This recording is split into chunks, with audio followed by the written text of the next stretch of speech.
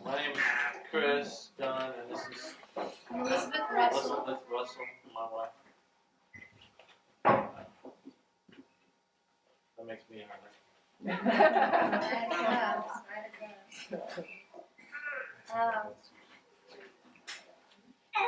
In December and January, and part of February, I guess, we were invited to be on a bus tour called the Wheels of Justice Bus Tour. So part of what we're going to do, since the Wheels of Justice bus can't actually be here for you to witness and see, is we're going to give you a little taste of what the presentations were like on the tour, and then we'll talk a little bit about how we experienced the tour, and then we'll also take some questions afterwards. And then after that, they're going to show a video.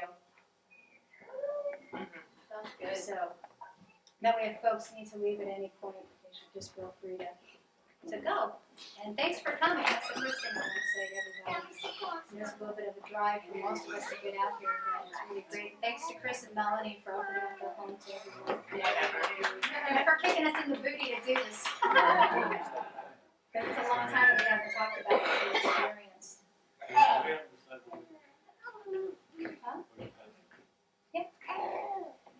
Yeah, just like how it was on the bus. Oh, okay, right. That's right. So I'm going to pretend just like the bus. The bus is out there, and we will pass around. Can't really see it very well. It was a 40-foot regular size school bus, like you normally see out and about. But it was painted very beautifully, lots of rainbow colors, and you'll see it when we pass the photo album around. And it had lots of great slogans like nonviolence or non-existence. There was a great quote on the back by Martin Luther King Jr. And one of the other things that's, break the cycles of violence or stop the cycle of violence. And in addition to it just being a really beautiful bus, we also had pictures of mostly Iraqi kids and scenes, but some scenes from Palestine, but mostly from Iraq. And just kind of, and then one was like, bring the troops home now, support our troops, bring them home now. Oh yeah, that was our destination. United we stand against war. And so it was quite the traveling billboard all in and of itself, as you can well imagine. And one of the things I have here, which is unfortunate that it's not in color, is a picture of the bus that we were on in front of Capitol Hill. So I'll pass that around to you. And I'll go ahead and I'll just start passing this around because it'll just be easier for you to just kind of flip through and see some of the scenes and sights of where we were. The bus started its tour in Chicago, Illinois, and the bus is sponsored by 3 different organizations. One that we are raising money tonight for, which is the Middle East Children's Alliance. It's based in Berkeley, California. The Middle East Children's Alliance brings a lot of humanitarian aid to the Middle East, I think primarily in Iraq, Lebanon, and Syria, and also Palestine. And Palestine is by their biggest focus. It was started by a woman named Barbara Lubin, who happens to be Jewish, and her partner, Howard Levin, who also happens to be Jewish. And so it's a really interesting thing, because one thing here, probably being all from most of us are probably from the Midwest here, you will come to realize that the things that we are sensitized to here in the Midwest are not necessarily what people are more sensitized out on the East or West Coast, and maybe vice versa.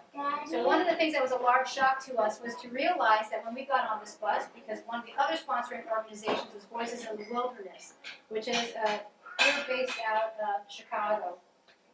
Kathy Kelly is one of the co-founders. Chuck Pulte from the Quad Cities actually had done we did a house concert here with him to raise awareness about the sanctions in Iraq. And that is the organization that Chris and I both had more ties to. So having done more work against the war with Iraq, we were not prepared for the onslaught of opposition that we had when you bring Palestine into the discussion. The bus was speaking out against occupation in Palestine and occupation in Iraq, because as we all know, technically the war is over and we are now occupying Iraq, very much in the same ways that the Israelis occupy Palestine.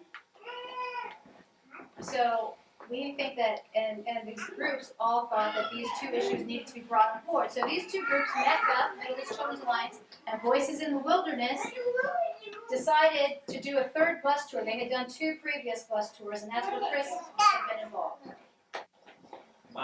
The previous bus tour was the Remembering Omran bus. Omran was a 13-year-old Iraqi shepherd boy who was killed by a surface-to-air missile in the northern no-fly zone, which is this illegal fiction that was created by the U.S.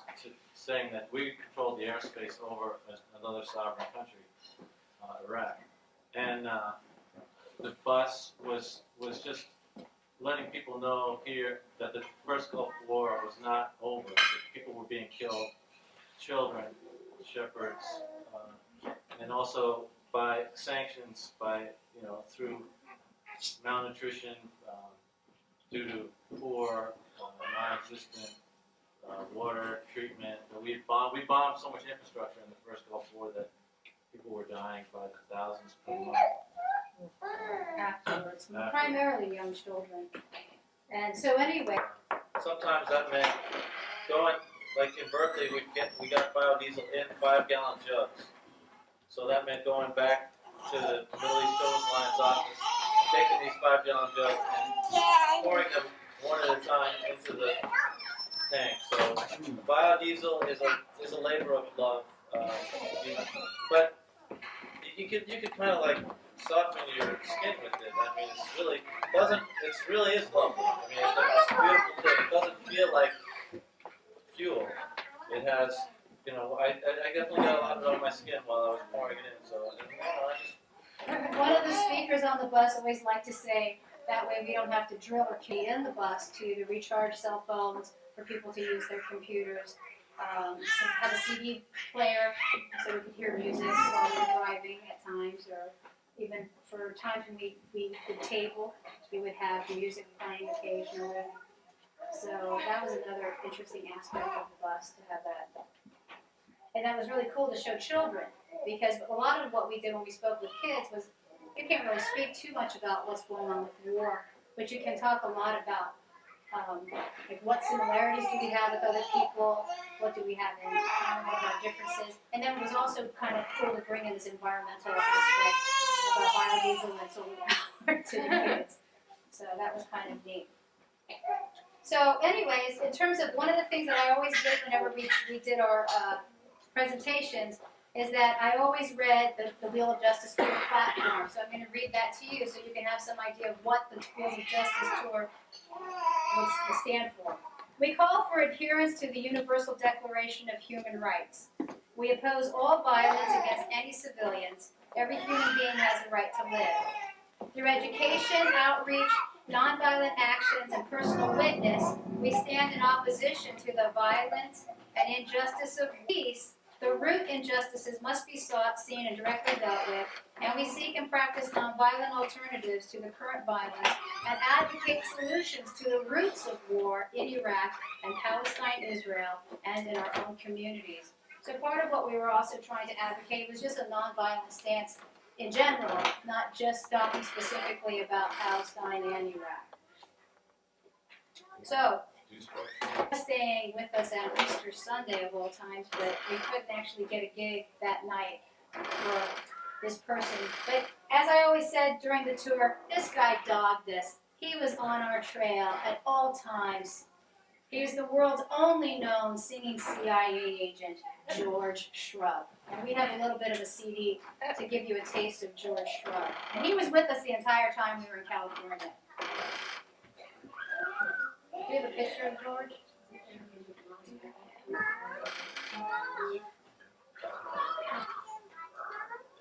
We'll pass it. Happy day. Oh, you and I travel to the beat of a big old drum. Can't you see by my car that runs 15 gallons to the mile? The Lord above made man to rob his neighbor. No matter where, with neighbors he is cursed. The Lord above made man to rob his neighbor. A little bit of luck, with a little bit of luck, with a little luck, I'll get there first. All together, With a little bit of room and love, the gentle sheets were made for us to curry, to turn our oil and keep it flowing without cease. The gentle sheets were made for us to curry, but with a little bit of luck, with a little bit of luck, we can have it all and call it peace. I ain't no wimp, I ain't no hip, no need no symphony. I played this one alone with Tony Blair on timpani. I ain't no fall guy, I'm a tall guy, and I'm gonna do what Cheney tells me to.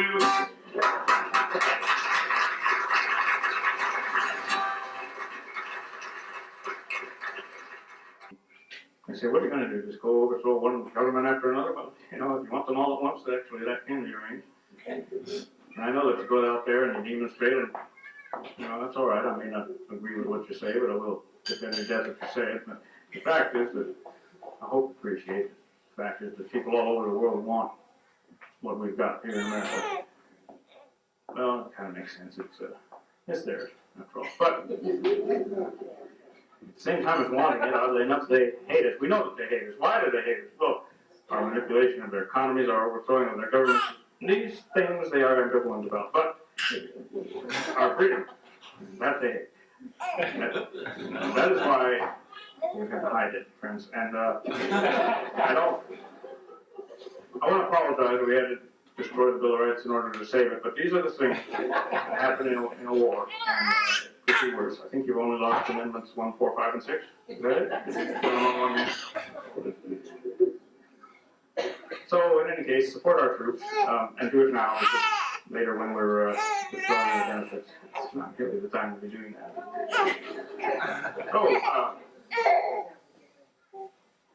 it seems that some of you didn't. So anyway, George Shrub, or as we know him, Dave Littman, would come on and usually do about 10 minutes. Sometimes he would actually have a whole full show. When he had his full show, he'd have this map, and he'd have all these different guns, and it was really, really funny. Except one time we were at an event, and this woman who was not normally a speaker came, and she was just pinch hitting for us this one time, and she was speaking about Palestine, and she was a Palestinian woman who was a Christian. And she was really into the fact that she was a Christian and kept talking about the Bible and pushing this issue. But anyway, before she came on to speak, Dave came on as George Shrub did his little 10-minute spiel, and she turned to me aghast and said, "He's saying everything we don't believe in." And I said, "I know, that's satire." And she goes, "I don't think it's funny." It's really kind of tough sometimes. It's funny because it's poking fun that way, but most people got it. Most people got it. So that was part of the fun. The other thing was then we would have speakers that would come on, and we got to meet really great people. One person we were on the bus with was Brian Terrell, who is the head of Catholic Peace Ministry, a friend of ours in Malloy, Iowa. He's a fellow Catholic worker and all-around good guy, and goat farmer as well. And he gave a little spiel that Chris is going to give a little bit of a flavor of. Yeah, I'm going to impersonate Brian Terrell. Brian, after he came home from being on the bus, was served a subpoena to appear before a grand jury. He was doing his normal position in war in Iraq, and he was served a subpoena by a member of the FBI Anti-Terrorism Task Force. So he was, I guess, considered a terrorist, and his story was told on Bill Moyer's program a little while ago, and actually there was so much, they created so much fervor in the peace movement, and they had to drop the subpoena because they just looked like fools subpoenaing Brian. So anyway, he's always busy doing this kind of stuff, and he had been to Iraq. And was speaking on Iraq, but he spoke a lot from sort of a historical point of view, because he hadn't been recently in Iraq. And I'm just going to read some of the things that he read and talked about. I want to start off with a quote from a famous soldier from the first Gulf War. And this is a quote: "When a U.S. plane or cruise missile is used to bring destruction to a foreign people, this nation rewards the bombers with applause and praise. What a convenient way to absolve these killers of any responsibility for the destruction they leave in their wake. Unfortunately, the morality of killing is not so superficial. Whether you wish to admit it or not, when you approve morally of the bombing of foreign targets by the U.S. military, you are approving of acts morally equivalent to the bombing in Oklahoma City. The only difference is that this nation is not going to see any foreign casualties on the cover of Newsweek. And that was Tim McVeigh, the bomber of Oklahoma City, and he was driving tanks during the First Gulf War and burying Iraqi soldiers alive. Not tanks, bulldozers. And he was quoted in the New York Times as saying, it was hard at first, but it got easier and easier as it went along. So I think that kind of speaks for itself. But why? Why do we do these kind of things? Why are we involved in wars that are we supposedly have we have great principles that lead our country, but why are we contradicting these principles in the foreign policy and the wars that we have? Well, here's a quote from 1948 from George Kennan, the former head of U.S. State Department Policy Planning Staff. That kind of tells a lot about that, and I'm going to follow it up with a more recent quote that sort of reiterates the same thing. This quote was from February 1948. We have about 50% of the world's wealth, but only 6.3% of its population. In this situation, we cannot fail to be the object of envy and resentment. Our real task in the coming period is to develop a pattern of relationships which will permit us to maintain this position of disparity without positive detriment to our national security. To do so, we will have to dispense with all sentimentality and daydreaming, and our attention will have to be concentrated everywhere on our immediate national objectives. We need not deceive ourselves that we can afford today the luxury of altruism and world benefaction. We should cease to talk about such vague and unreal objects as human rights, the raising of living standards, and democratization. The day is not far off when we are going to have to deal in straight power concepts. So this was, post World War II, and there's definitely a continuation in our policies that have started from that point, and certainly escalated with 9/11. Kind of gave our current president his carte blanche here.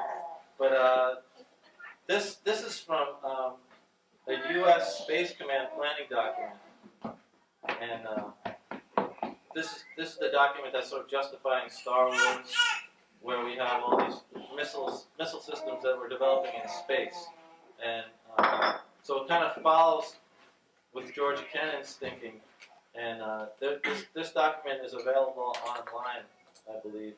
And I've seen hard copies of it, but I don't have one myself, unfortunately. But this is a quote that kind of gives you kind of a flavor of that.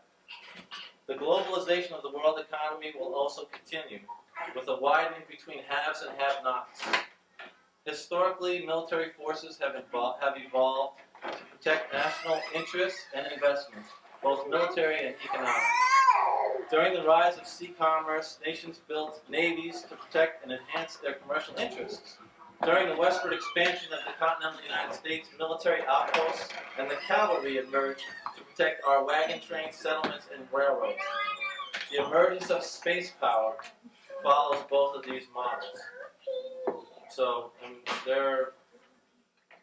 some of the type of weapons I've heard described are pretty incredibly scary. The things that they can do and are setting up, planning to do. They're creating these first strike missiles from space that could just sort of pinpoint anywhere, sort of allow us to say what we want done and look out for the consequences.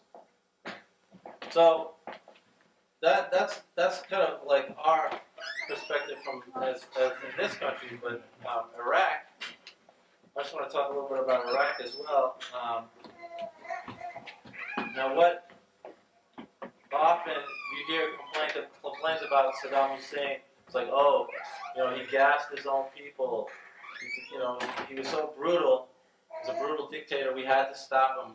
You know, this is something that cannot be tolerated. You know, he gassed the Kurds, and I like what Brian did because he took all this long historical view on things, and actually the Kurds and the Iraqis were gassed by the British in right after World War I, and what Churchill at the time was the Secretary for Air and War, and this is from a book called Iraq from Sumer to Saddam from 1994, and his justification for how the Iraqis were treated is very instructive. As to he said this: "I do not understand this squeamishness about the use of gas. I am strongly in favor of using poison gas against uncivilized tribes." And yeah, Winston Churchill, the great Winston Churchill, right? Yeah, you still hear him praised these days. You know, I mean, as this great leader and this great, you know, he's the savior of the free world. And this is what his point of view was. Now, the way Brian explained it was really, he said, well, the thing that we complain about Saddam doing is really the reason we're complaining about is because that's the white man's privilege to kill the brown people. It's not, you know, how dare Saddam Hussein kill, I mean, that's not his role, it's the white man's privilege.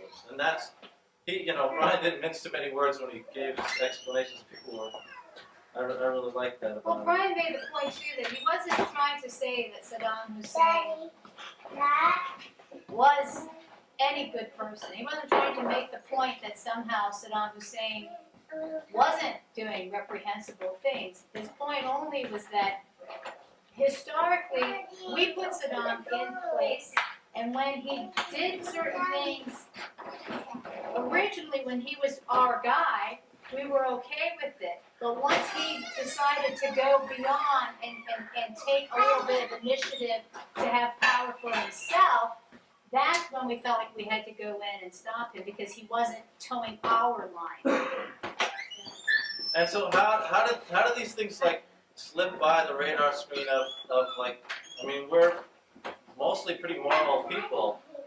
I mean, you know, your friends and neighbors, the people, your co-workers are not like awful, disgusting people, right? I mean, they don't go around like, you know, killing people, but that's our foreign policy, and that's what some of them are doing. And you know, the reserves, you know, that's their job now. It's like they're doing their job. Why do we do this? How does that slip underneath our? Why do we think that's okay? And you know, one of the things is like the facts that we're given are so manipulated and so propagandistic. Is that a word? Slatter. And so when the first Gulf War was being debated in Congress, there was a presentation by a young woman who told this fantastic story, and it was right before the congressional vote to go to war, which is very close, and actually it passed, and we did go to war. And this woman's story was that as the Iraqi soldiers invaded Kuwait, they went into the hospitals and pulled the babies out of the incubators and left them on the floor of the hospital to die. And she said, "I saw this with my own eyes. I'm a nurse, you know." And this is what her testimony to the Congress was. And a lot of people really flipped out. Ceylon, who Elizabeth mentioned, you know, he grew up with a sort of a mixed perspective. He kind of wasn't really sure about war. He didn't really like the idea of war. But when he heard that, Ceylon's the guy who did the booking on the tour. He said he became in favor of the war in Iraq, and later learned that it was all, you know, he became, you know, an activist and went to Iraq and saw it himself. But anyway, that story was completely fabricated. It never happened. It was made up by a public relations firm, and this woman, she was like an ambassador's daughter, and she was an actress. So she, was there crying these tears in front of Congress and lying to the American Congress and to the American people on this. It's the same old story. You get the headlines, and then later on page 16, maybe 3 weeks down the road, maybe the facts come out, or what really happened, or 3 months down the road, we just forgotten all about it. So these are the things that we're up against. This is why we have to do like little grassroots things, presentations in living rooms. We have to get on school buses that run on biodiesel and just drive from city to city and tell our story, tell our side of the story. And yeah, we had many number of different speakers who had different experiences. So Brian's perspective, like we said, kind of gave more of this long, historical understanding of what happened. Other people spoke more. We had one fellow who was a vet. He wasn't actually a veteran. He worked with the Veterans for Peace, and he worked with the Iraq Water Project. And one of the things that he did was actually went to Iraq and helped to rebuild water treatment plants. And I think I have some information on the table about the project that he was involved with. We had folks like this one fellow who came from Louisville, Kentucky. He's one of my favorite speakers, primarily because he did not seem like the kind of person who'd be on this bus tour. Doug came with his penny loafers and his, like Dockers and his, what do you call those kind of shirts that have that little collar and they have a couple of buttons? Yeah. I mean, he was like your regular Joe guy who went and got his hair cut every 6 weeks and was from Louisville, Kentucky. But he said that he was never an activist. He said that it all became clear to him that he needed to do something when the second Gulf War came about, because he couldn't stand to listen to George W. Bush lie anymore, and he knew that he had to do something. So he immediately went to the computer and tried to find out what kind of groups were doing things in Iraq, and he found Voices in the Wilderness, and he was actually sent to Iraq as part of a Voices delegation, and he was there. The Iraq peace team. He was there during shock and awe, and he talked about shock and awe and how much money we spent. And I'm not very good at remembering figures, but he was saying, like, each bomb represented, I can't remember whether it was $1 million or $1 billion. And he was saying how many of them they dropped the first day. And he was like, how many schools is that? How many people would be getting health care with that kind of money? And he goes, and that's just the first day. And he talked a lot about the impact of shock and awe on the team that was there and on the people. And he said what was amazing to him was the kids didn't flinch. Because you know what? They had bombing all the time. The war never ended in Iraq. And that's the part that, people don't realize. As Americans, why don't we know these things? I mean, maybe some of us do know that, but not very. I mean, you ask the average American, they don't know that. They don't think that. So it was really great to hear all these different people's perspectives. Now, the other part that we were talking about, that many of us are probably familiar with what's going on in Iraq, because it's still with us, very much with us. In fact, while we were on the bus, Saddam was found in his little cave, and we had to, address every new thing that came up when it came up. And I'm glad I didn't have to be on the bus like during Fallujah, for instance, and have to try to talk about these kind of issues. But the next issue that we talked about, we had speakers on, was Palestine and the occupation that's been going on in Palestine. And this is probably the one that most of us had to, address every new thing that came up when it came up. And I'm glad I didn't have to be on the bus like during Fallujah, for instance, and have to try to talk about these kind of issues. But the next issue that we talked about, we had speakers on, was Palestine and the occupation that's been going on in Palestine. And this is probably the one that most of us are not as well educated about. I know for me, the bus tour was my education about Palestine. I was very fortunate to be on the bus when Uta Walker was one of our speakers. She works at Middle East Children's Alliance and does a lot of outreach and education in the Bay Area. And she brings delegations to Palestine to see firsthand what is going on. And the Middle East Children's Alliance also sponsors like different cultural things and other folks that like in refugee camps. So a lot of the people who worked at the Middle East Children's Alliance had also been to Palestine. And as I mentioned to you before, the other very interesting thing about the people at the Middle East Children's Alliance was that almost all of them, except Uda, were Jewish. And so it was great to be able to get their perspective as people who are Jewish, who are speaking for Palestine and for Palestinians. Because, as I was telling you, we got tremendous opposition by certain Jewish groups. And for people who might be watching this, that Vince is taping, I feel kind of a little nervous because I don't want it to come across as being anti-Semitic when we single out the fact that Jewish groups were in opposition, but that's just who was in opposition. So I have here a couple of flyers from the Jewish Community Relations Council of San Francisco, the Peninsula, Marin, Sonoma, Alameda, and Contra Costa counties. These people effectively shut down the tour in a number of high schools and after-school camps. They made it so that schools were very uncomfortable to have us come when they did have us come. And one of the sad things about this was that when you read these, if you were a person of conscience, you would be really upset about the Wheels of Justice tour if you believed this flyer. But the sad thing is, I can read this flyer, and I'll give you a for instance here. They talk about the International Solidarity Movement. Now, ISM happens not to be one of the sponsors of the tour, but a lot of people from ISM were speakers on the tour because those are the people who've been to Palestine. It stands for the International Solidarity Movement. And probably the most famous person that maybe you all have heard of from that is Rachel Corrie, the young girl from, was it Olympia or Evergreen College, who was killed by a bulldozer at a home demolition in Palestine. Anyway, one of the quotes from this flyer, it says, ISM co-founder Huwaida Araf and her husband Adam Shapiro wrote an editorial last year for the website PalestineChronicle.com that included, and they have a quote, in actuality, nonviolence is not enough. And then there's an ellipsis, ... Hamas claims it has many men ready to be suicide bombers.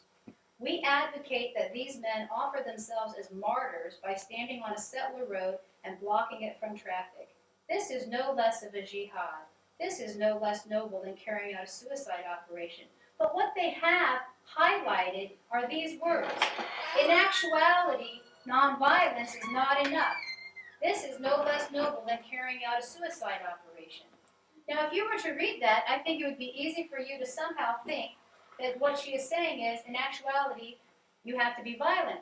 But what they conveniently left out in the ellipsis, because we went to PalestineChronicle.com, this is one of the reasons why I was on the internet so gosh darn much, was we found out that the quote was, in actuality, nonviolence is not enough, nonviolent direct action is what is needed. And this is what she is talking about then, saying that, okay, Hamas says they have all these people ready to suicide bombers. What ISM says, we advocate that these men offer themselves as martyrs by standing on a settler road and blocking it from traffic. They're advocating for people not to be suicide bombers, but to be martyrs to the cause by doing something nonviolent, by doing nonviolent direct action, by putting their own life on the line and not anybody else's. Now, how you can then, and they say this is no less than noble than carrying out a suicide operation, because it is a suicide operation, but it's not a suicide operation that is then a murder operation. Now, it's interesting that they take that quote and say that that's the negative, but it's because of how you spin it. And all the time, what I would find when I would read these JCRC flyers is that if you would actually go back to the website and find out what they were saying, you would find that it's all a question of it being just a little bit turned on its head. And I suppose if I were a person reading, like I said, if I read this and just saw it straight and didn't have the time to go and check this out myself on a computer, what would I think? I would think that this bus was anti-Semitic and that I should stand in opposition. And that is what we found. We went to Palo Alto for, what was it called? Human Rights Day. Universal Human Rights Day. It was the anniversary of the Declaration of Human Rights. There were about 70 to 80. Palo Alto is the home of Stanford College. There were about 70 to 80 peace activists. There were no fewer than 100 to 150 Zionists waving American flags larger than I've seen, and Israeli flags, and people with like American top hat, like flags made out of. And then we also had people who dressed as suicide bombers. Jewish people who dressed as suicide bombers. To me, that felt like, you know, like I can't imagine a person, a Holocaust survivor, dressing up as an SS officer. And they were trying to make the point that somehow we were anti-Semitic, that we were likened to the KKK, Hitler Youth. And I'm looking at them going, "Are you looking at me? Excuse me." It was really a challenge. It was very much a challenge, and how to listen to people who were carrying so much pain, because that was one of the things that we did encounter a lot when we were on college campuses, and that's where we spent a lot of time, was in college campuses, in addition to speaking to peace groups. The college campuses, we mostly had people who came to us, were not your average Joe American student. It was Israelis and Jewish students, primarily. That was it. So the taxpayers, people who are paying their taxes, American citizens, who are paying for all this death and pain and occupation in both countries, because that was the one thing that we also always talked about, was why are we talking about Israel? Well, who is the biggest receiver of our tax money in terms of international aid? It's Israel, number one. Number two is Egypt, to be nice to Israel. That's a lot of money. Going to a country that has their heel on the neck of an indigenous population. And that's another part of the unlearning the mythology of Israel. And this was a challenge for me. I'm a Christian. It's really hard for me to hear these stories. It was really hard for me to try to rewrite my understanding of what happened and what is true. One of the things that happened in Davis, California, we were shut out of Davis High School. We had a press conference, which was a peace conference, it was a press conference. And the reporter said to me, you know, you're not balanced. Your presentation is not balanced. And I said, I see Marine recruiters on the campus. Are there COs over there? Conscientious objectors? Are there vets for peace? Are there Vietnam vets against the war? Where's the balance to the recruiters on campus? And then I said, you know, I'm a person who went to American public schools. I know when I opened my textbooks, I only saw a picture of Israel. I never knew anything about the Palestinians, except for Arafat. I mean, you know, you hear about the PLO, maybe, that's it. I said, so where's the balance? I don't know. So it was really interesting to be in this position of not knowing very much, but having to defend the bus in terms of our right to be able to express the point of view that the people that were bringing, and they were eyewitnesses. It wasn't like, nobody was claiming to be a historian. Nobody was claiming to be an expert in Middle East politics or history or theology or anything. People were just coming to say, listen, when I stood at a checkpoint, I saw Israeli soldiers treat Muslim women and Palestinian women like crap. I saw them humiliate people. I saw them be willy-nilly with their judgments. One of the things, I have flyers back here talking about the apartheid wall. Now, maybe many of you don't know what's happening right now. I don't know, George W. Bush was talking about it a little bit. But the Israeli government is building what they are calling a security fence around Palestine, certain parts of Palestine. Already the Gaza Strip, which is a very thin strip, is like a mile long or a mile wide. Is that what it is? Yeah. A mile wide, like maybe 6 or 7 miles long. It's very thin. It's the most densely populated place in the planet right now. It's completely enclosed. Completely enclosed. Over on what we call the West Bank, I'm trying to give you a view of Israel here. Okay, the Gaza Strip is here. The West Bank here is on the Jordan River. That's why it's called the West Bank. There is around certain towns, Qalqilia is one of them. It's completely enclosed by a wall, a concrete wall, much higher than the Berlin Wall. And what happens is that the Israeli government uses bulldozers a lot. Those wire against Caterpillar, partly for the home demolitions, but not just the home demolitions. Also because they are uprooting olive trees. They are going through, and the Palestinian people are primarily an agriculturally based people. They're very much like an indigenous people, more so than the Israelis, who often tend to be more like Eurocentric. They're more European, so they're more cosmopolitan. So what's happening is that, so if there is a village here, and maybe there's a settlement over here, an Israeli settlement, they need to make it safe for the settlers illegally in this area, because they're not supposed to be there under international law. Israel is building a fence, but of course they don't want to build it too close to the settlement. It's got to come closer, of course, to the Palestinian village or area, and they will cut through the village in any way that makes sense to them. So they will have to do with water rights. Of course, this is the Middle East. Sometimes they go through the middle of the market, cut the town in half. And then so say if there's a farmer on this side, the wall is here, and his olive grove is over there. There's a security gate right there. This is supposed to be for security, but the whole point is people would say who've been there, well, sometimes there was no security. They would just let everybody through, whenever. And other times, they would just shut it down. Like it was time to harvest. Oh, no, you can't come through. No, it's not safe right now. Well, they couldn't get over and do what they needed to do. So this is the People kind know of... what settlements are? You mentioned settlements. Yeah, in the West Bank, primarily, there are some in the Gaza Strip, but they're going to take those down supposedly. There are areas in that area that's supposed to be Palestine, that is supposed to be for the Palestinian people, are areas where Israelis have settled. And when we say settlements, this is the thing that also shocked me. I'm sorry we don't have these great slides that a lot of the folks who were showing us. I always thought of the settlements as being these really scrappy, kind of like outposts. They're not. They look like California suburbs. We're talking swimming pools, and they're up on hills usually.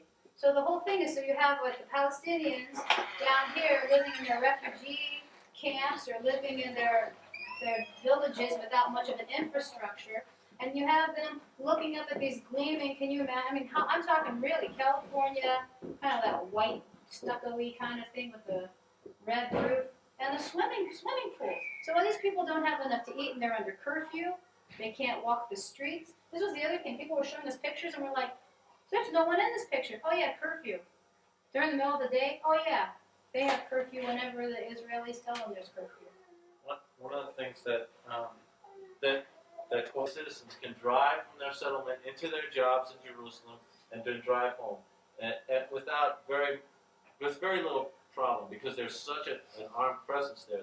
That's the job of the Israeli Defense Forces is to make sure that those people can drive back and forth to their settlements.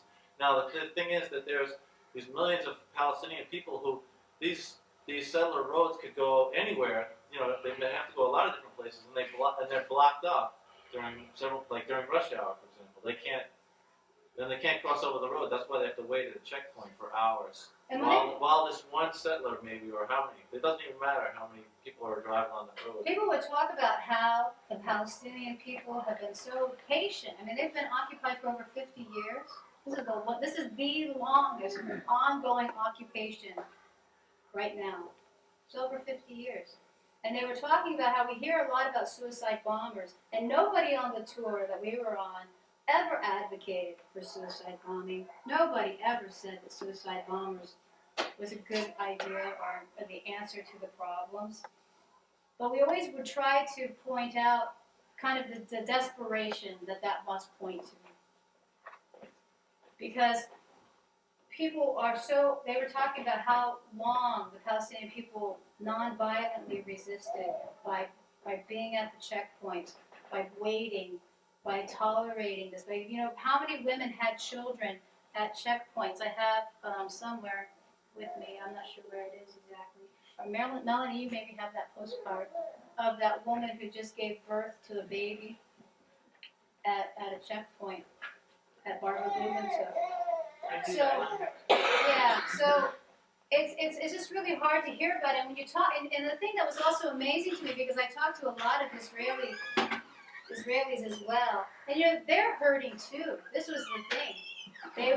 These people would tell me these stories about relatives of theirs who had body parts blown off as a result of suicide bombers. One boy actually showed me a scar on his body from when he had been on a bus with a suicide bomber, and that his cousin had parts blown off.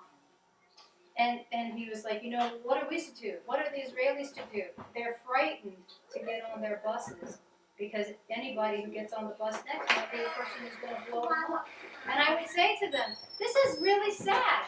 This is not the way I would want you to have to live. This is not the way I want to live. But it doesn't make it right in terms of what's being done to the Palestinians. And I would liken it there.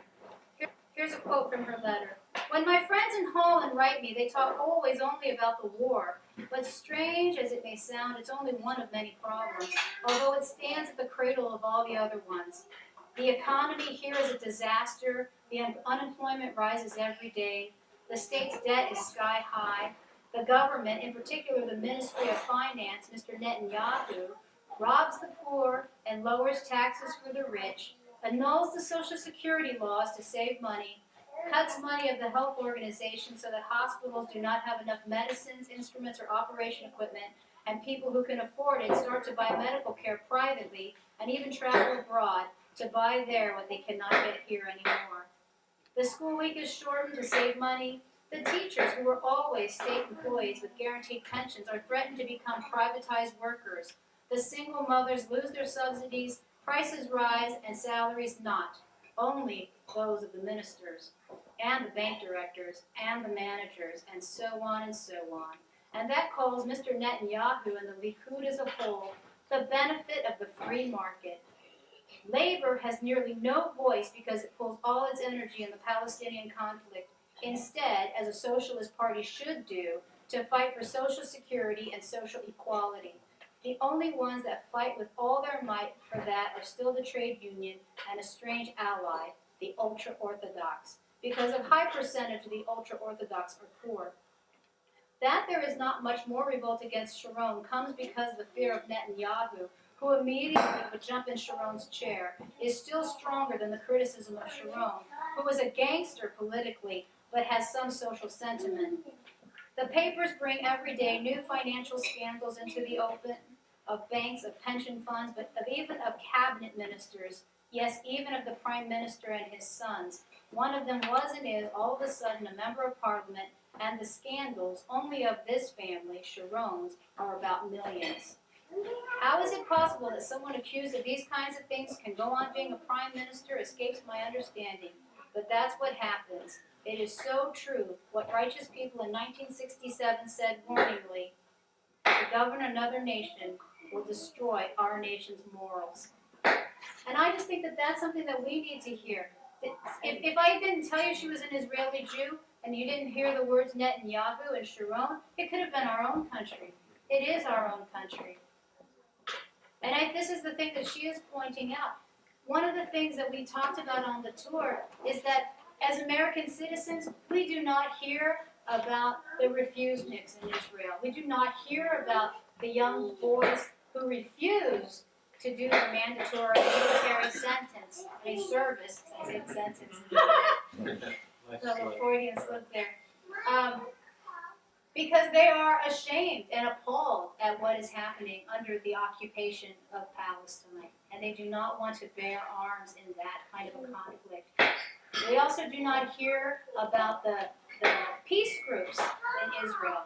There are many, Gush Shalom, B'Tselem, so many Israelis who are against the occupation.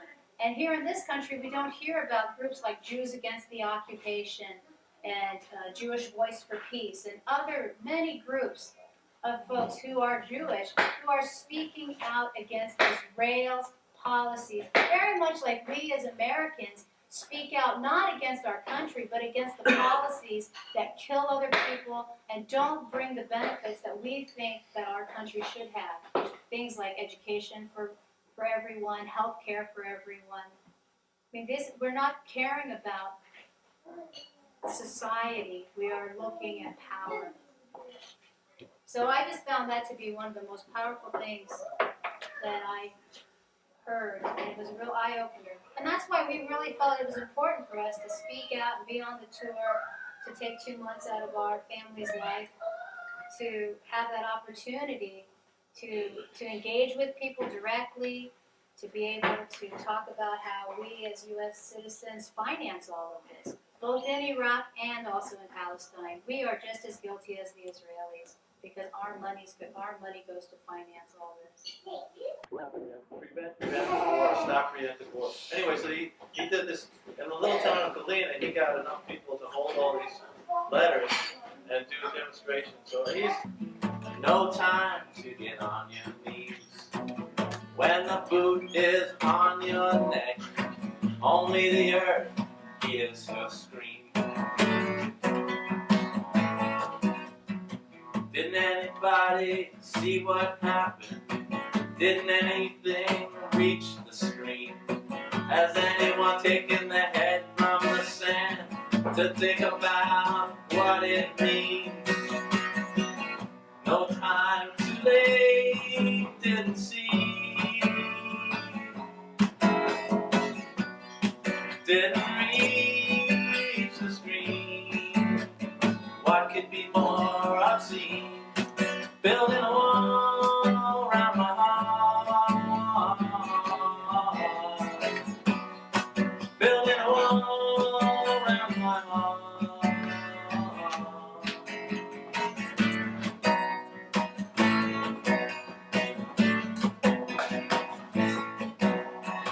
Did my business in your office. Took whatever I wanted to. Your blood is flowing better than your faucet. You don't know what I don't think of you. Now your house is only rubble. Now your father's crushed inside. You escaped with your children, but there is nowhere for you to hide. No time too late, didn't see. Didn't reach the screen. What could be more obscene? Building a wall around my heart. Building a wall around my heart.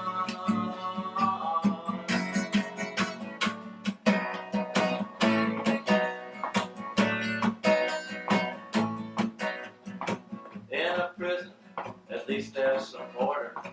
Yes, there is violence and life is cruel. But here in Gaza, all is hopeless. Random park, iron fist rule. As the bus explodes, everyone is in the air. As the mother cries for her child, isn't this a picture of despair? No time too late, didn't see. Didn't reach the screen. What could be more obscene? Building a wall around my heart. Building a wall around my heart. Building a wall around my heart. Building a wall around my heart.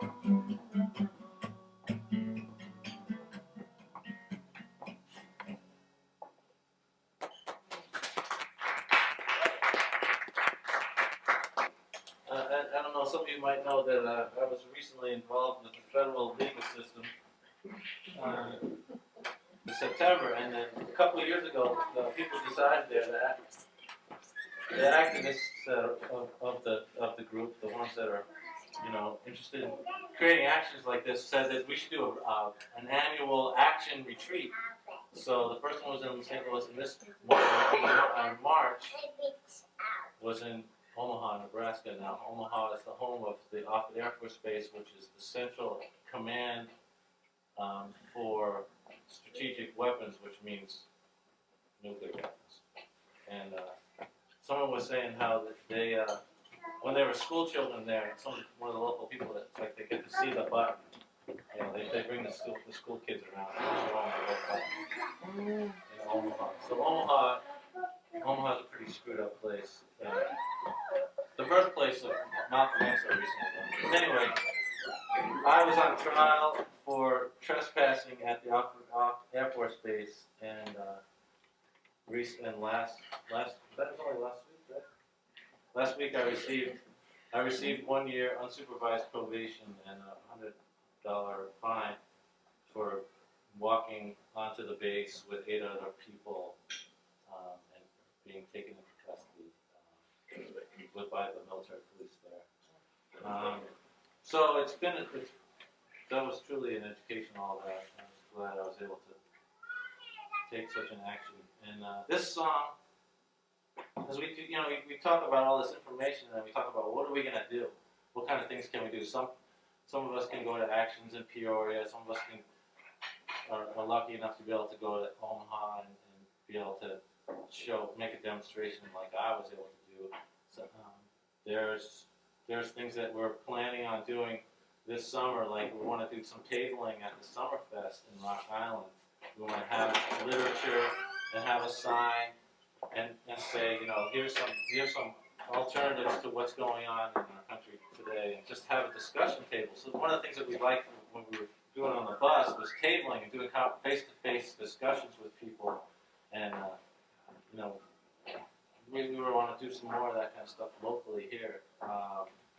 So those are, it's like, what do we do? What do we do with this information? How do we make it useful? I mean, write letters to the editor, or do things like that. Anyway, write songs. So anyway, I wrote this song, and we sang it outside of the courthouse. And it's kind of a call and response song. So I'm going to be the caller, and you're going to be the responders. Is that okay? Right on. No, we want to call.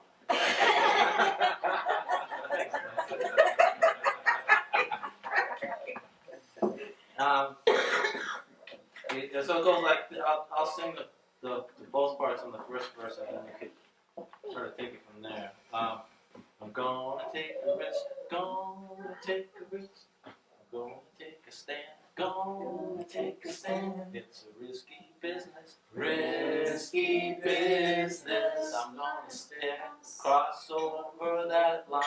So that's it. Try that again. Yeah. I'm gonna take a risk, gonna take a risk.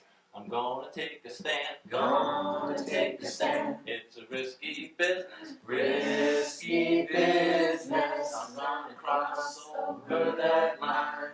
Gonna do it for you, do it for you. Gonna do it for me, do it for me. It's a risky business, risky business. I'm gonna cross over that line. Won't do it for money, not for money. Won't do it out of fear, not out of fear. It's a risky business, risky business. I'm gonna cross over that line. Gonna do it for love, do it for love. Gonna do it for peace, do it for peace. It's a risky business, risky business. I'm gonna cross over that line. If you hear the call, hear the call. You gotta heed the call, heed the call. It's a risky business, risky business. I'm gonna cross over that line. Will you come with me? Come with me. Will you cross with me? Cross with me. It's a risky business, risky business. I'm gonna cross over that line. I'm gonna take a risk, gonna take a risk. I'm gonna take a stand, gonna take a stand. It's a risky business, risky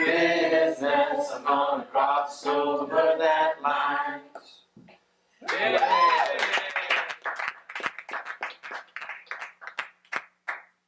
How many days was it?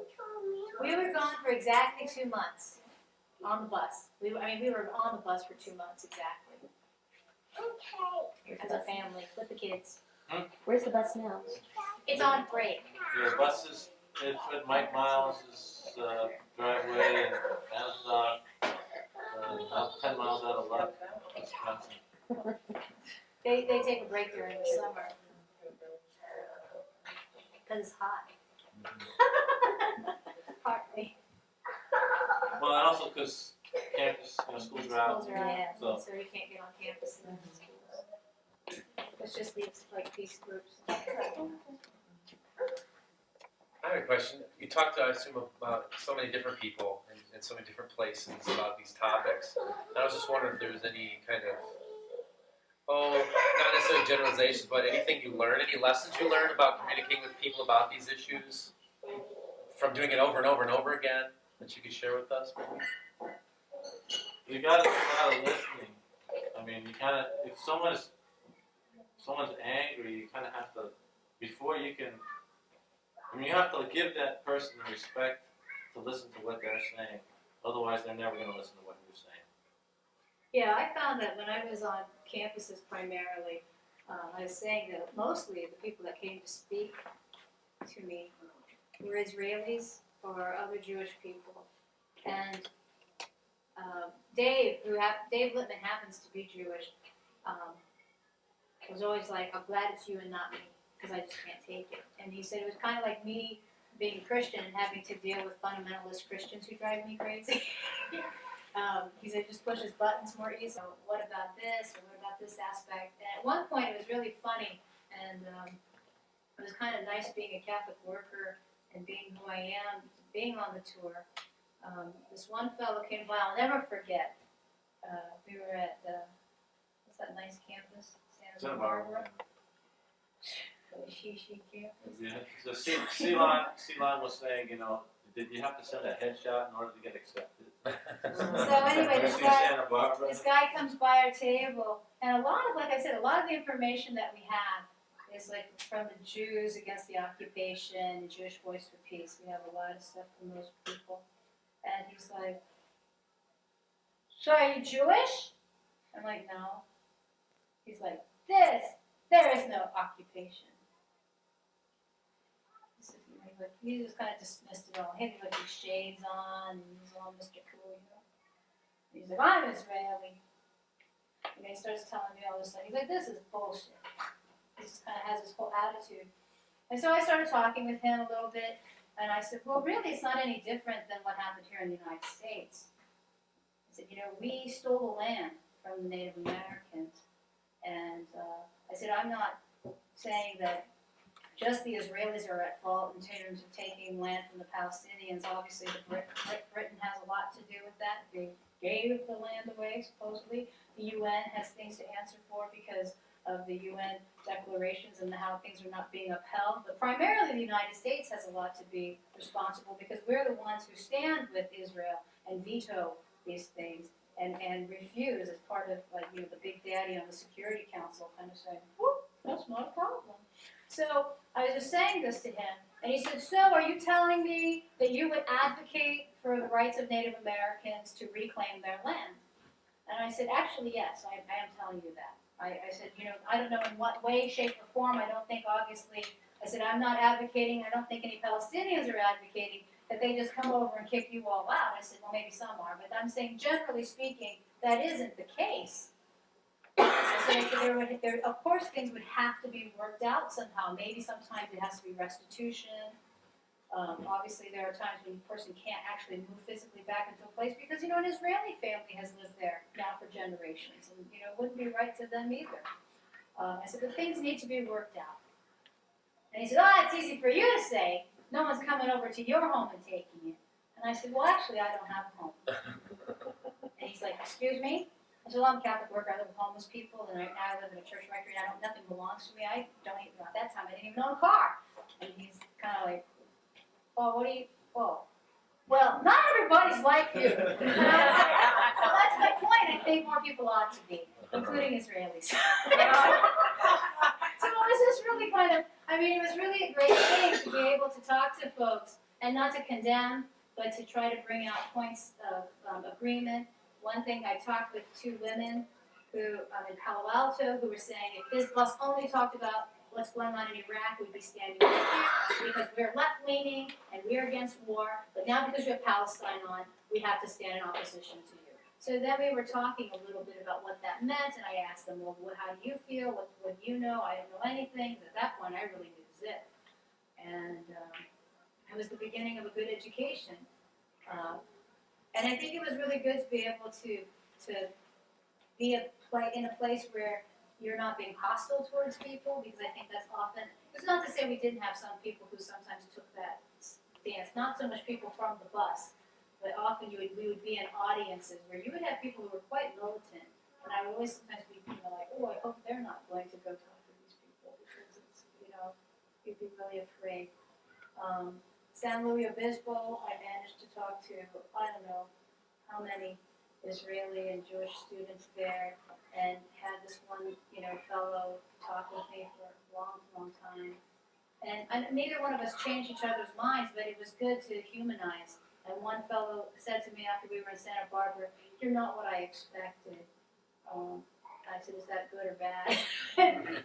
But he was just saying, that it wasn't as, he didn't feel it was anti-Semitic, and he was able to at least, he said, "I disagree with you. And I might think you're full of shit, but I don't think it's anti-Semitic." So that was a great thing. I mean, I would glad to hear that, for instance. One other thing that happened is when we were in Palo Alto, though, not always are you able to sit and listen to someone froth at the mouth. I mean, there are times when, like this one man said, "You don't know your history." And I said, "You're right. Like I told people, I was educated in the American public school system, so you're right, I'm ignorant." But I said, I don't need to know your history to know what you're doing is wrong. I said, I come from the standpoint of personal violence. I live in homeless shelters with women who are abused. I said, probably 90% of the women, more than 90% of the women that I've lived with over the years have been abused. And I said, and I do not need to know their personal history to know that when their husband is beating the crap out of them, that it's wrong. Period. I don't care what she did. I don't care who she slept with. I don't care if she hit him first. It's not okay for him to be pummeling her and sending her to the hospital with, broken bones and black eyes. So I said, it's very much the same thing. So it's good to be able to talk with people, to kind of talk about personal violence, to then to look at the larger picture of national violence. Because a lot of people don't make those connections. And I think those connections are very important to make when we talk about nonviolence.